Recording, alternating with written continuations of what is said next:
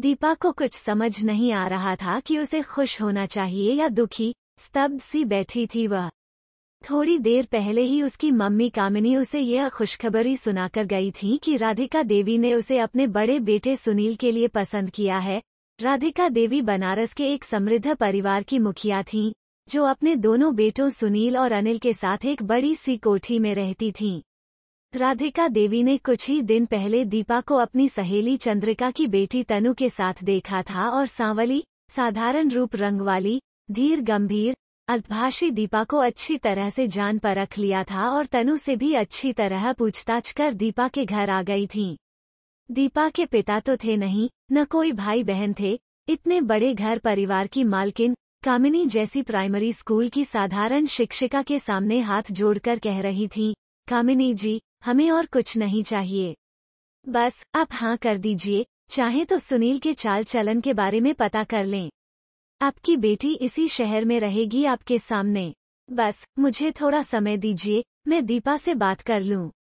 कहा था कामिनी ने। समस्या बस यही लग रही थी कि 4 महीने पहले ही सुनील की पत्नी दिव्या की कार दुर्घटना में मृत्यु हो गई थी। सुनील और उनका 1 वर्षीय बेटा सिद्धार्थ बाल बाल बच गए थे। अब राधिका को अपने बेटे का घर फिर से बसाने की जल्दी थी। उन्हें कामिनी की आर्थिक स्थिति का अंदाजा हो ही गया था। साधारण ढंग की लड़की दबकर रहेगी उनके वैभव में, लड़की सीधी लग रही है, चुपचाप सिद्धार्थ की देखभाल करेगी, यही चलता रहता था राधिका के मन में। दीपा का एमए अभी पूरा ही हुआ था। इस रिश्ते को लेकर दीपा को कुछ समझ नहीं आ रहा था। शादी होते ही एक बेटे की मां बनने में उसे कोई आपत्ति नहीं थी।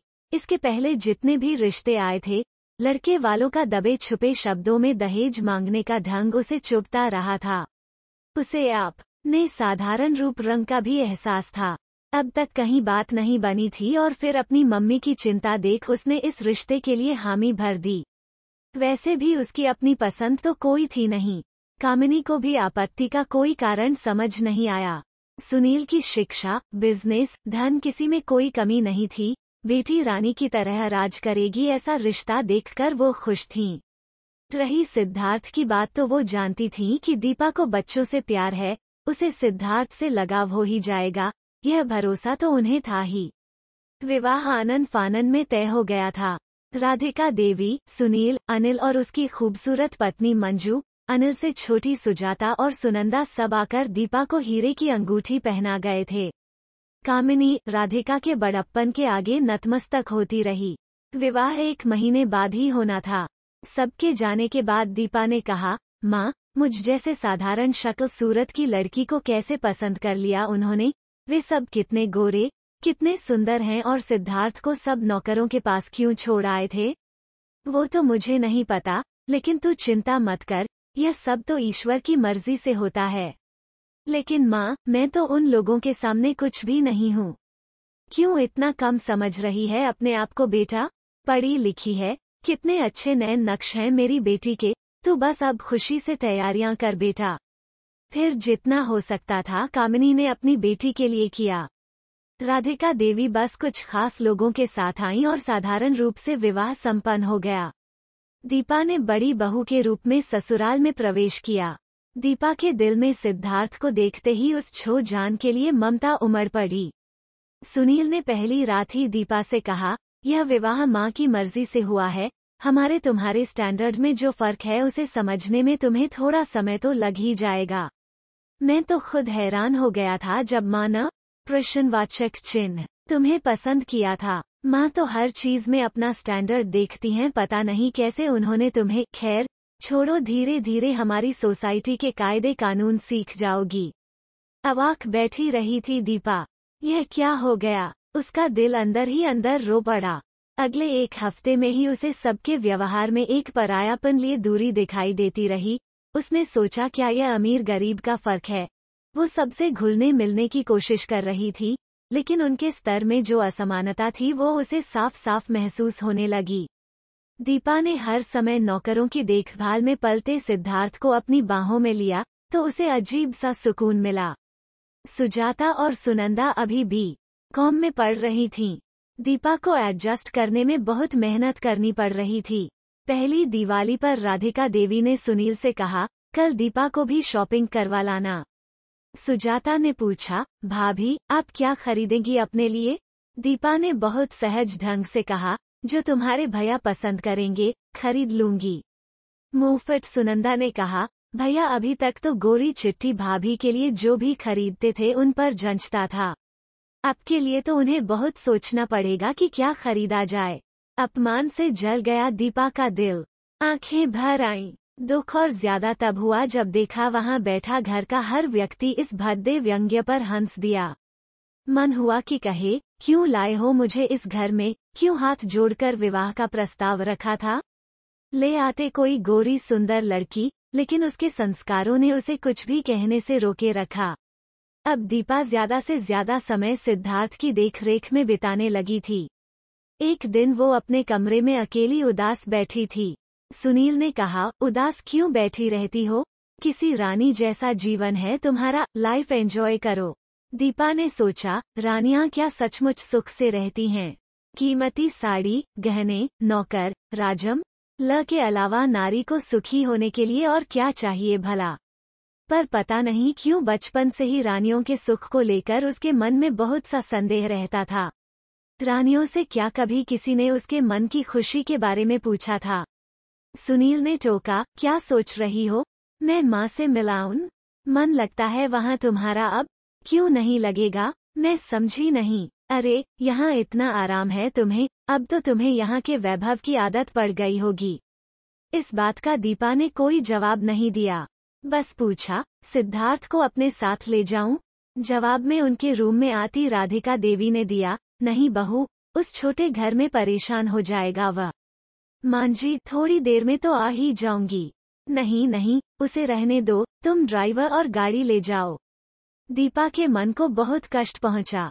वो हर बार यही सोचती कि क्यों इस घर के लिए उसे पसंद किया गया। क्या इसीलिए कि वो इस घर के रौबदब में दबी रहे, उनके बेटे की जरूरत का एक साधन बनी रहे और सिद्धार्थ की देखभाल करती रहे चुपचाप। सिद्धार्थ से तो उसे लगाव हो भी गया था, वो भी उसके आसपास ही मंडराता रहता। अब तो वो उसी के साथ सोने भी लगा था। उस दिन वो अकेली माँ से मिलाई। सुनील तो कभी उसके साथ गया भी तो खड़ा खड़ा हाल चाल लेता और व्यस्तता का बहाना बना चल देता।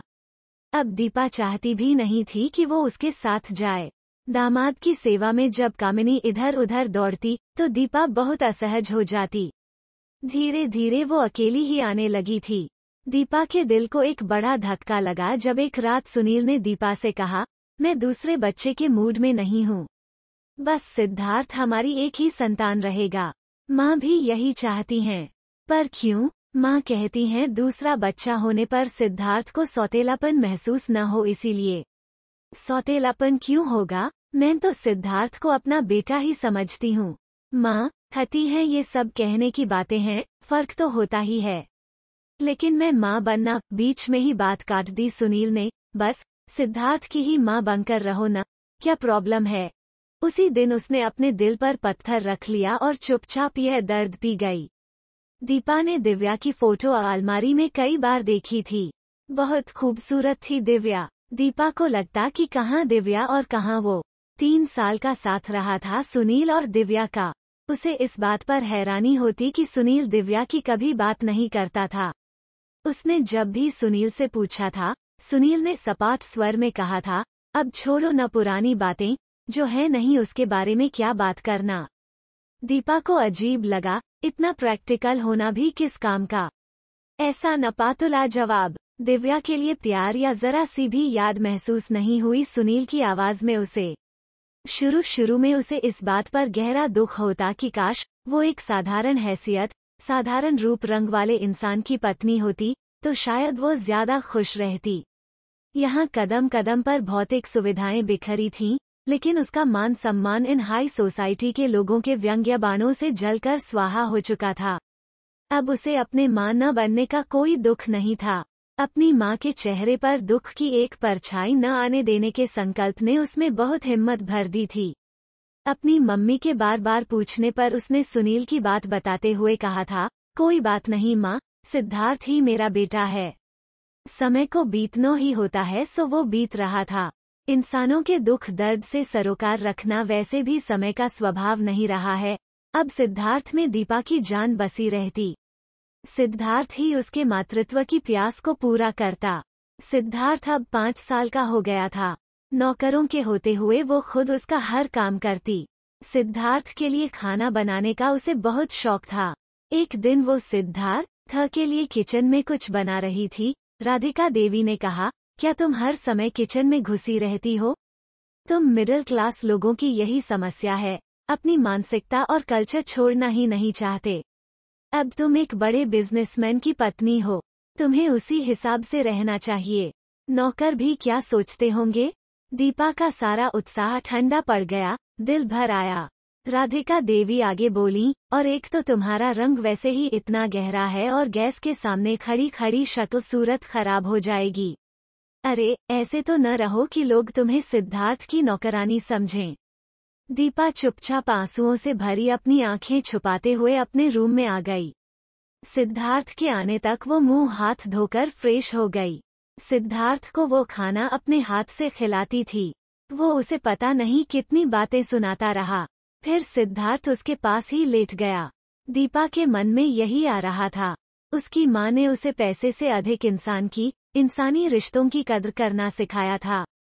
बचपन में रोपा गया संस्कारों का पौधा उसके मन में अपनी जड़ें फैला चुका था।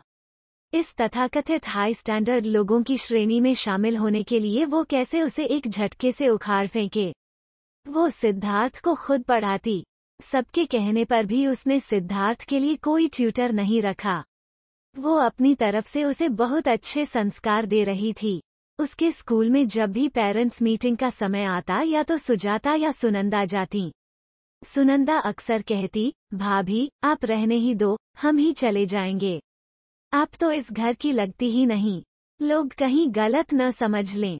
दीपा ने इन बातों का कभी जवाब नहीं दिया था। उसका धैर्य और सहन शक्ति कमाल की थी। कुछ साल और बीत गए। अनिल की भी 2 बेटियां सिद्धि और समृद्धि हो गईं। सुजाता और सुनंदा का भी संपन्न परिवारों में विवाह हो गया।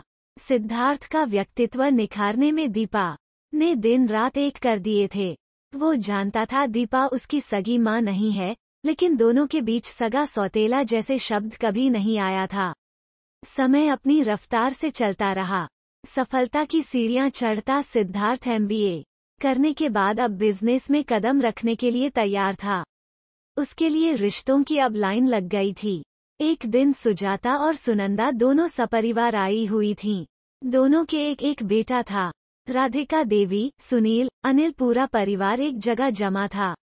राधिका देवी अब अस्वस्थ रहने लगी थीं। डिनर के बाद सुजाता ने कहा, चल बता अब कैसी लड़की से शादी करेगा? मैं ये फोटो लाई हूँ, एक से एक गोरी सुंदर लड़कियाँ। कहते हुए सुजाता ने एक नज़र दीपा पर डाली जो चुपचाप एक सोफे पर बैठी हुई थी।